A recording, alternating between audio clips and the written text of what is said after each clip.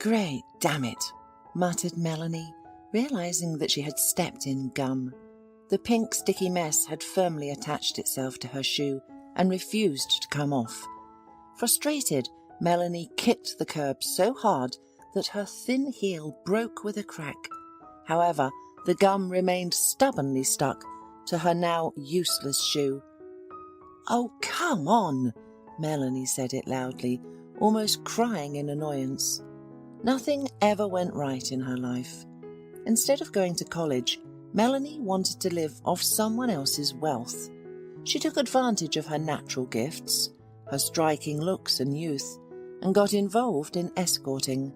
However, this field was fraught with not only money, but also a million problems.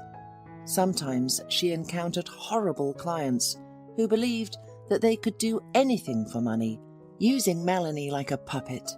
That's why, after 2 years, she ran away from it all without looking back. However, Melanie's habits did not change. She still sought wealthy men, but for long-term relationships. However, they rarely ended well. Recently, she started a romance with her boss, but soon his couch potato wife found out about it. Instead of staying with the young and beautiful Melanie, the idiot decided to fire her and beg for forgiveness from the mother of his children. You see, he didn't want to break up the family, but he didn't mind sleeping with Melanie on the office couch and depriving her of a legitimate lunch. Oh, what a scoundrel. Melanie gritted her teeth, remembering her boss. Now the girl was trying to find a job again, or at least a sponsor. She was on her way to an interview at one of the companies, but didn't make it to the office building. "How am I supposed to get there now?" she grumbled, looking at her broken heel. This scene unfolded at the doors of a luxurious hotel. Politicians, stars and businessmen stayed there, and influential people came here for lunch. But Melanie didn't have the money to even buy a glass of water in this place. Suddenly, Melanie was drawn to a ringing laugh. A woman dressed in an expensive designer dress got out of a taxi. She looked incredible, and Melanie immediately noticed that the blonde had a legendary Birkin bag. Made Melanie's mouth water. Melanie could tell at a glance that it was an original, not a knockoff from the market.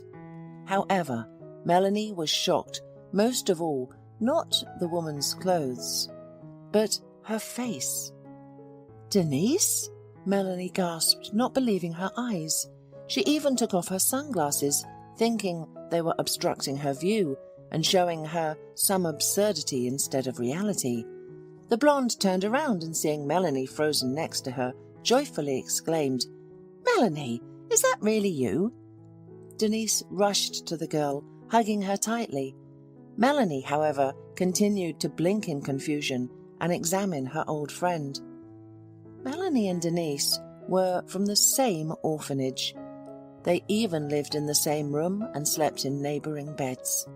Denise was brought to the orphanage from some remote village by her grandmother, who had since passed away.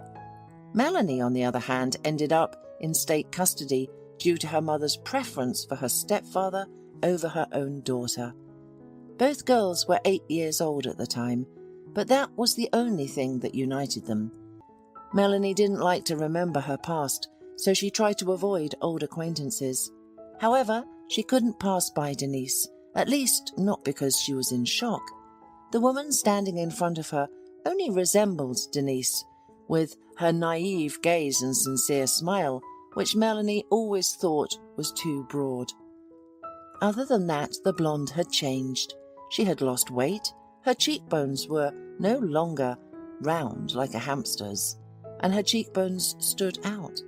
Her blonde hair, the colour of linen, was styled in curls, and she no longer wore the huge plastic-rimmed glasses. Melanie wasn't particularly fond of her roommate. Their characters were too different. She considered Denise's naivety and kindness a weakness and called her a grey mouse. "Oh, I can't believe even this grey mouse has married. Where did she find such a rich groom? In the library?" Melanie gritted her teeth, noticing the engagement ring on her former roommate's finger.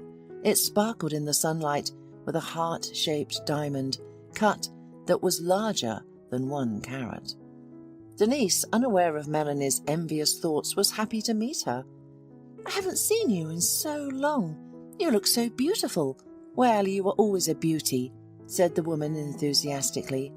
Melanie mentally snorted, not believing Denise's sincerity. The more she looked at her, the stronger her envy raged. "Did you come for lunch too?" Denise asked hopefully, nodding towards the hotel door. Melanie was only taken aback for a second, then nodded briskly. "Yes, but I had an emergency," she said, pointing to her shoe. "I don't think I'll pass the dress code." "You will," Denise reassured her. "This is my husband's hotel, so consider yourself my guest. You can even come in barefoot." This news left Melanie stunned. However, she always thought quickly when it came to possible benefits. She was a parasite who could definitely determine to whom to cling to get her piece of happiness. Melanie felt that she had to smile at Denise as wide as possible. She hoped that despite her external changes, Denise had remained a naive country bumpkin. In the dim light of the restaurant, the women started talking.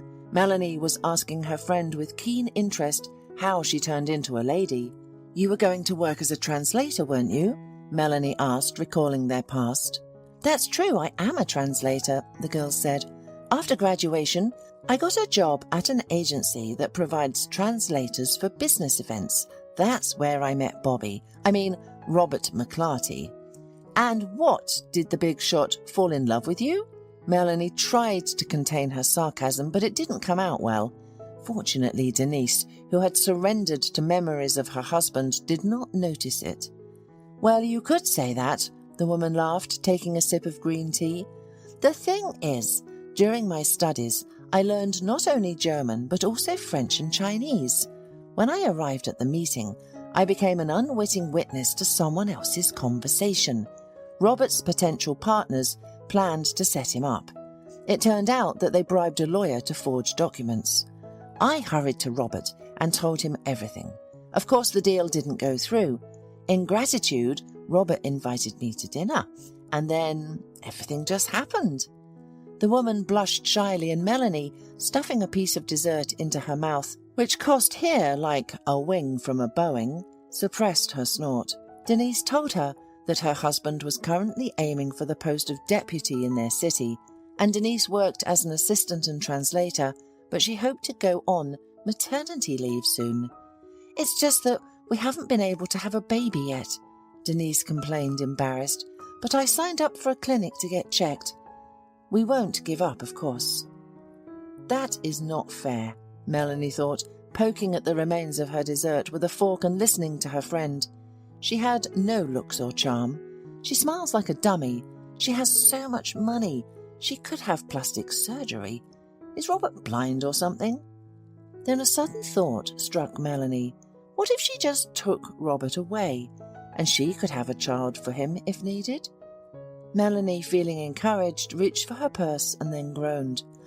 "Oh no, I think I forgot my wallet," she said sadly. "Melanie, don't even think about it." Denise waved her hand. "They won't ask for money from us here." "I feel so embarrassed," said Melanie, looking down, then sighed and added, "I was actually going for an interview. There was a conflict at my last job. It's even shameful to tell. I'm afraid you'll misunderstand." Denise hurried to assure her friend that she would definitely understand and not judge her. After a few more sighs, Melanie whispered dramatically, "My boss fell in love with me. He had a wife and 2 children, so I refused him right away. But he started blackmailing me, and then he fired me, and then he began to spread rumors. So I'm afraid a bad reputation might follow me." "How awful!" Denise exclaimed. "But you're smart not to give in." Melanie nodded and went on sadly. "But my principles have cost me dearly. I lost my job and I have less and less money. I rent an apartment in the centre, but they might ask me to leave." Melanie complained, omitting the fact that her former lover paid for the luxurious apartment. And today, when I was going for an interview for a secretary position, I broke my heel. Melanie, maybe it's fate. Denise smiled irritatingly wide again. My Robert is just looking for a secretary. Diana is going on maternity leave in a month. She could teach you. Melanie didn't refuse her friend's offer for long. The next day, in her best dress, whose length was on the verge of a foul, she appeared in the office of Denise's husband. The girl spent the entire day hanging around the chief's office, hoping to catch a glimpse of the mysterious Robert McClarty. Her wish was granted, and Melanie saw the boss. Her heart began to beat faster. She had already searched for information about the man online, but in person he was even more handsome than in the photos. The brunette was a model of male sexuality and attractiveness. His grey suit fit him perfectly, making his grey eyes even more captivating. The man had dark, thick hair, a strong chin, a wide lower jaw, and prominent cheekbones. He looked like he had stepped off the cover of a glossy magazine. "Melanie, right?" He smiled, bringing the girl out of her stupor and extending his hand. "How are you settling in?" Melanie shook the boss's hand while charmingly smiling. "Wonderful, thank you. I'm truly grateful to you for the opportunity." "Oh, you can thank Denise for that. She whispered in my ear that I should take care of you." Hearing these words, Melanie promised herself, "I'll take care of you too." The man invited the new employee into his office and explained the scope of her work, promising that Diana would help her in the beginning. So, Melanie began working with Denise and her husband. She often went to lunch with Denise, carefully playing the role of a grateful and sincere friend. A week later, Melanie asked to visit the McClartys, where she began to appear more and more often. Melanie wore seductive outfits, carefully applied makeup, complimented the man, and offered to let him evaluate the new perfume that she had applied to her neck. In general, she used many tricks. However, the man did not see her hints or simply ignored them, making the brunette grind her teeth in anger. A whole month of Melanie's attempts to seduce the boss passed when she decided to take a desperate step. The entire office was buzzing because the elections were around the corner. Robert was on alert because of some tricks by his competitors. When Melanie knocked and entered his office, he was scolding someone on the phone. "I don't want to use the same dirty methods. However, you leave me no choice. And if you dirt on me, which you feed the journalists, is pure fiction, then I have information about your son, who was treated in a clinic for addiction, ran away from home, and avoided arrest for a fatal accident. God knows, I don't want to involve a child, even an adult, but you leave me no choice." The man, annoyed, hung up the phone. Melanie mentally smirked. She would easily break the laws of morality and go after other people's heads to achieve her goal. And actually, that's what she planned to do. "Robert, I brought you coffee," she said, putting the cup on the table.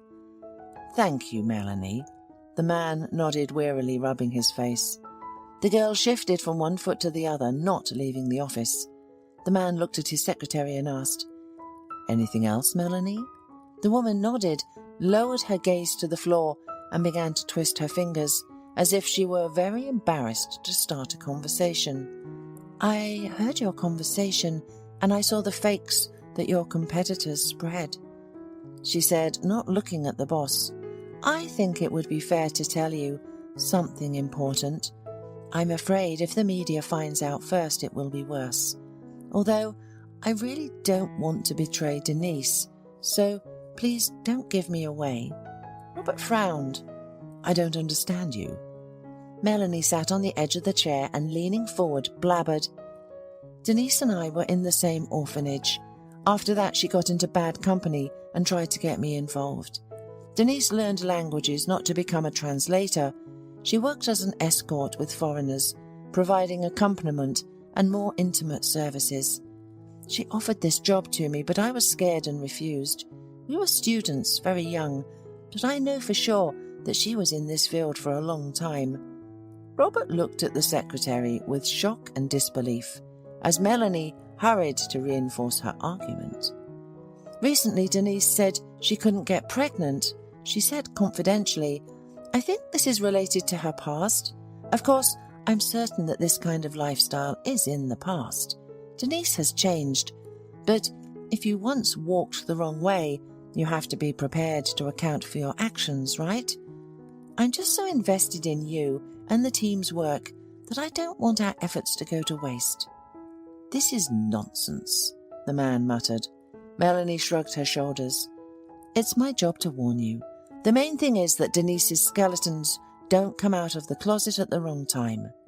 She then pulled out a folder of documents and put a medical certificate in front of her boss. "This is a certificate from the hospital showing the sexually transmitted infections she was being treated for.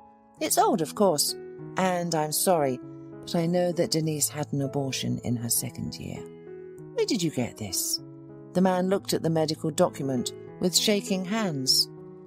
"As I explained earlier, we were friends in the past. Believe me, I'm only saying this because I know how much you want a child and value your reputation."